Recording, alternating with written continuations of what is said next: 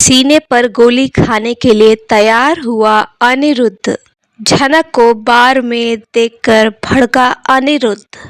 Finally झनक को अनिरुद्ध छुड़ाकर लाया बोस हाउस। जी हाँ दोस्तों, हम बात कर रहे स्टार प्लस के शो झनक की। तो दोस्तों, आगे बढ़ने से पहले आप इस चैनल पर नए हैं तो इसे सब्सक्राइब कर दीजिए, साथ ही बेल आइकन दबाना ना भूले। वीडियो अच्छा लगे तो इसे लाइक जरूर कीजिएगा। चलिए आगे बढ़ते हैं। तो दोस्तों, सीरियल झनक में आप देखने वाले हैं अपकमिंग एपिसोड काफी ज्यादा इंटरेस्टिंग होने वाला है, क्योंकि यहाँ पे झनक जो बार पहुंच गई है ना, अनिरुद्ध को कोस भी रही है मन ही मन, पर वही अनिरुद्ध उसे वहां से छुड़ाकर भी लाने वाला है।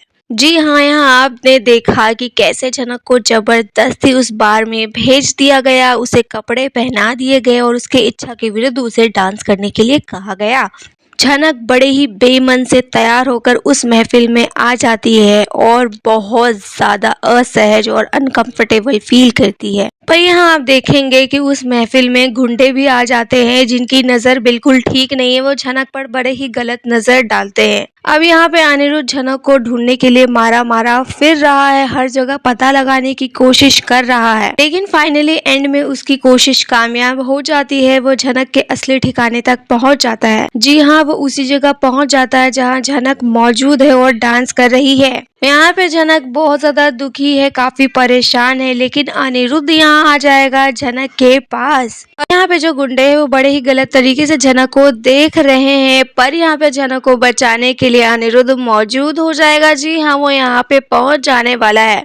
इस बारे में अभी झनक को कोई आइडिया नहीं होगा, वो काफी ज्यादा परेशान है, लेकिन अचानक से अनिरुद्ध को देखकर वो काफी शॉक्ड हो जाएगी कि सर जी यहाँ कैसे आ गए। साथ ही आपने ये भी देखा कि यहाँ पे अनिरुद्ध ने कहा था कि अब मैं वो सब कुछ करूंगा जो मैं नहीं करता था, यानी झनक को जो चीजें नहीं पसंद थी मैं अब वो सब कुछ करने वाला हूँ। ऐसी कौन कौन सी बातें हैं जो अनिरुद्ध करने वाला है, तो देखना काफी इंटरेस्टिंग हो गई। लेकिन आप यहाँ देखेंगे कि यहाँ पे अनिरुद्ध का एटीट्यूड लेवल बिल्कुल ही अलग होगा। जी हाँ, यहाँ पे वो बिल्कुल आशिकों की तरह बिहेव करने वाला है, दीवानों की तरह बिहेव करने वाला है। और साथ ही यहाँ पे जो गुंडे हैं जो झनक पर बुरी नजर रखे हुए हैं, उनसे भिड़ने के लिए तैयार हो जाएगा। और वो गुंडे बड़े ही अनिरुद्ध को देखकर परेशान हो जाएंगे कि अचानक ये लड़का कौन आ गया, ये लड़का तो इसका आशिक लगता है। और इनफैक्ट आप देखेंगे कि इन्हें पता चल जाएगा कि अनिरुद्ध इसका आशिक ही है। झनक अनिरुद्ध के बिहेवियर देखकर काफी ज्यादा अजीब फील कर रही होगी। वो अनिरुद्ध के पास जाएगी और बोलेगी कि आप ये सब क्या कर रहे हैं, आप तमाशा मत कीजिए, और क्या हो गया है आपको, कैसी कैसी बातें कर रहे हो और ये सब क्या कर रहे हो, आप वापस चले जाइए।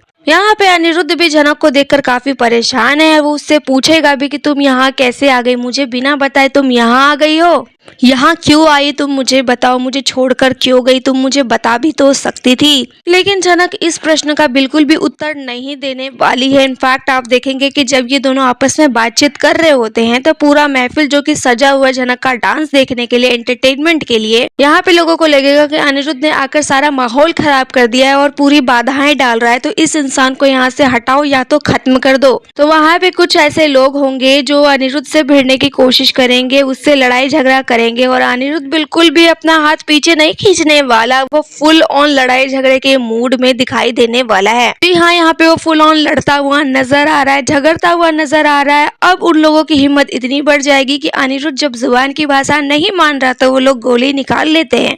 जी हाँ, यहाँ पे अनिरुद्ध को गोली दिखाकर डराने धमकाने की कोशिश की जाएगी कि यहाँ से चले जा, नहीं तो ये गोली तुम्हारे सीने के आर पार हो जाएगी। और झनक जब गोली देख लेती है और अनिरुद्ध के साथ जब ये लोग बदतमीजी करते हैं तो झनक बचाने के लिए जाती है, लेकिन उनके गुंडे जो है झनक को पकड़ लेते हैं। झनक दूर से सारा तमाशा देख रही है और अपने सर जी को बचाना चाहती है। वो अपने सर जी को कह भी देती है कि ये माहौल ठीक नहीं है, आप यहाँ से चले जाइए, मत कीजिए ये सब। लेकिन अनिरुद्ध को ये लगता है कि मैं कोई बच्चा नहीं हूँ जो ये लोग मेरे साथ क्या ही कर देंगे, और तुम तो एक लड़की हो, तुम जब यहाँ इन सब चीजों से झेल सकती हो तो मैं भी झेल सकता हूँ और मैं तुम्हें बचाऊंगा। क्योंकि यहाँ पे झनक के साथ भी वो लोग जिस तरीके से बदतमीजी करते हैं ना, अनिरुद्ध को पता चल जाता है कि झनक अपने मर्जी से तो यहाँ नहीं आई है, जरूर कुछ ना कुछ गड़बड़ है। आखिर असली मामला क्या है इसका पता तो मैं बाद में लगा ही लूंगा, लेकिन फिलहाल इन लोगों से निपट लेता हूँ। और इन लोगों को क्या लगता है मैं बड़ा कमजोर इंसान हूँ, मैं इनका कुछ बिगाड़ नहीं सकता। यहाँ आप देखने वाले हैं कि वो सीधा गोली निकालते हैं और अनिरुद्ध के सीने पर तान देते हैं और अनिरुद्ध को सीधा वहां से रफा दफा होने के लिए कह देते हैं। अनिरुद्ध बिल्कुल भी पीछे नहीं हटता और उन लोगों को धमकी देने लगता है कि तुम लोग कुछ भी नहीं कर सकते, तुम क्या गोली दिखाकर मुझे डराने की कोशिश कर रहे हो? गोली चलानी है तो चला दो। जो है बहुत ज्यादा धमकाने की कोशिश करेंगे अनिरुद्ध को। वही आपने नेक्स्ट प्रोमो में देखा कि कैसे अनिरुद्ध जो है झनक को लेकर बोस हाउस आ चुका है। जी हाँ दोस्तों, अनिरुद्ध झनक को लेकर बोस हाउस आ चुका है, तो इसका मतलब ये हुआ कि अनिरुद्ध जो है गुंडों से निपट चुका है, यानी उन गुंडों को हरा दिया है और हो सकता है शायद पुलिस के हवाले भी कर दिया हो।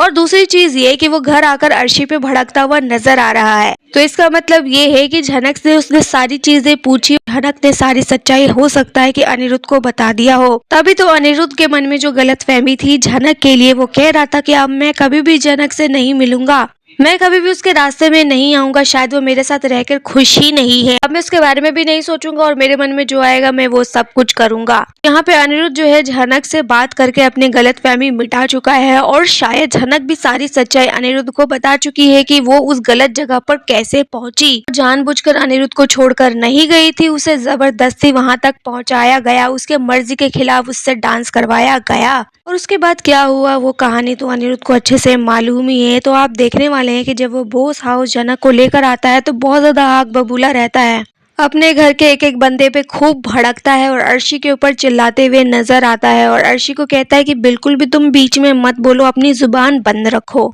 अब रही बात बोस फैमिली वाले की, तो झनक को वापस घर में देखकर तो वो भी गुस्सा होंगे ही, क्योंकि वो लोग भी थक चुके हैं ये चीजें देख देख कर। अब दोस्तों जिस तरीके से बोस मेंबर थक चुके हैं ना एक ही ड्रामा देख देख कर, वैसे दर्शक भी थक ही चुके हैं, क्योंकि बार बार यहाँ पे झनक के साथ यही हो रहा है। वो मुसीबत में पड़ रही है, अनिरुद्ध जाकर उसे छुड़ा लाता है और वापस बोस हाउस ले आता है। क्या इस बोस हाउस के अलावा झनक का कोई ठिकाना नहीं रह गया? उसके पिता की भी तो कई सारी प्रॉपर्टी है ना झनक के नाम, तो क्यों नहीं झनक वहां जाके रहती है? लेकिन नहीं, झनक का तो फेवरेट प्लेस ये बोस हाउस ही है, चाहे यहाँ उसे जान से भी क्यों ना मार रहे हो, इसके खिलाफ साजिशें ही क्यों ना बुन रहे हो, लेकिन उसे यहीं पर लाया जाएगा। पर आप ये भी देखेंगे कि अनिरुद्ध जब उसे यहाँ लेकर आता है तो उसके बाद वो ये भी सोचता है कि तुम ज्यादा समय तक यहाँ पे नहीं रहना, क्योंकि मैं अपने परिवार वालों को बहुत अच्छे से जानता हूँ, ना जाने कब क्या साजिश कर दे। तो यहाँ बताया ये जा रहा है कि झनक को वो अपने किसी दोस्त के घर में रुकवाने वाला है। जी हाँ, यहाँ अनिरुद्ध अपने किसी दोस्त से हेल्प मांगेगा और वो घर रेंट पे लेगा और तब वहाँ पे झनक को रखेगा, क्योंकि अब वो कोई रिस्क नहीं लेना चाहता। ये जो भी लोग है ना झनक के खिलाफ साजिश रच रहे हैं, उनसे वो उनको बचाना चाहता है।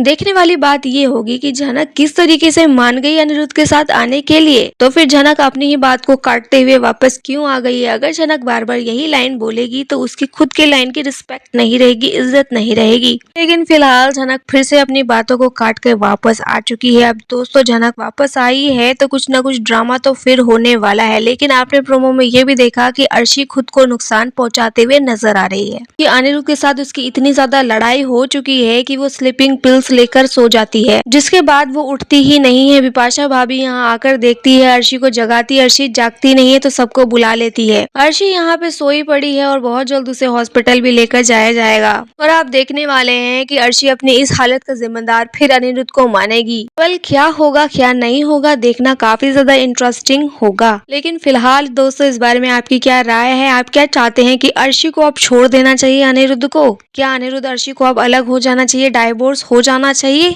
जो भी आपकी राय है आप हमें कमेंट में बताइए। वीडियो अच्छा लगे तो इसे लाइक कीजिए, सब्सक्राइब कीजिए फॉर मोर अपडेट। धन्यवाद।